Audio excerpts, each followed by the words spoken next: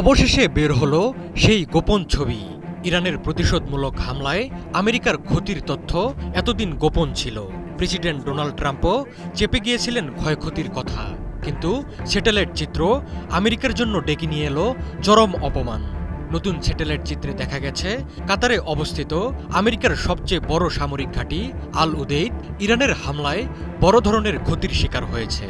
ইসরায়েলের পাশাপাশি আমেরিকাও টের পেয়েছে ইরানের আক্রমণের ঝাঁজ।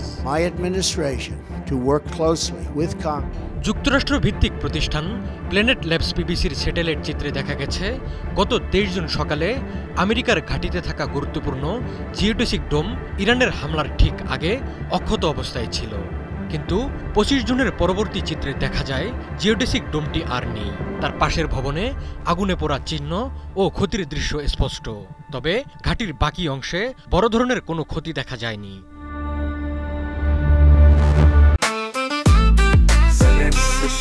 জেনেক্সে শিফট করো, লাইফকে লিফট করো। স্যাটেলাইট চিত্র বিশ্লেষণ করে সংবাদ সংস্থা এপি বলছে, সম্ভবত বোমা বহনকারী ড্রোন দিয়ে ডোমে সরাসরি আঘাত হানা হয়েছে। আশেপাশে বড় ক্ষতি না থাকায় এটি ছিল একটি নিখুঁত এবং নির্দিষ্ট লক্ষ্যবস্তুতে হামলা।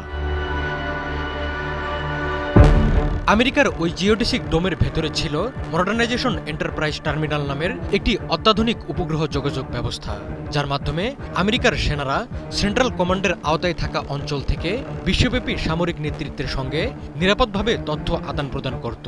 2016 সালে প্রায় $15 মিলিয়ন ব্যয়ে এই সিস্টেমটি আল উদেইদ ঘাঁটিতে স্থাপন করা হয়েছিল। এটি ছিল আমেরিকার বাইরে প্রথম কোনো ব্যবস্থা যাতে অ্যান্টি জ্যামিং প্রযুক্তিও ছিল। ইরানের সঙ্গে যুদ্ধের এক পর্যায়ে ইসরায়েলের পক্ষে সরাসরি মাঠে নামে আমেরিকা। গত 22 জুন ইরানের নাতানজ, ফোর্দো ও ইস্পাহান পরমাণু কেন্দ্রে অত্যাধুনিক B-2 বোমারু বিমান থেকে বোমা হামলা চালায় আমেরিকা। এর জবাবে পরদিন 23 জুন কাতারে আমেরিকার আল উদেইদ ঘাঁটিতে একযোগে মিসাইল হামলা চালায় ইরান। মূলত এই পাল্টাপাল্টি হামলার পর এক পর্যায়ে যুদ্ধবিরতিতে সম্মত হয় ইরান ও ইসরায়েল।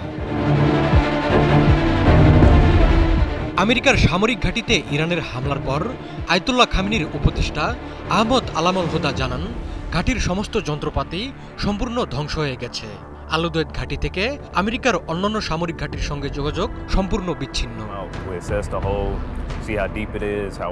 এদিকে ইরানের হামলায় ক্ষয়ক্ষতির কথা অস্বীকার করে আসছিলেন আমেরিকার প্রেসিডেন্ট ডোনাল্ড ট্রাম্প।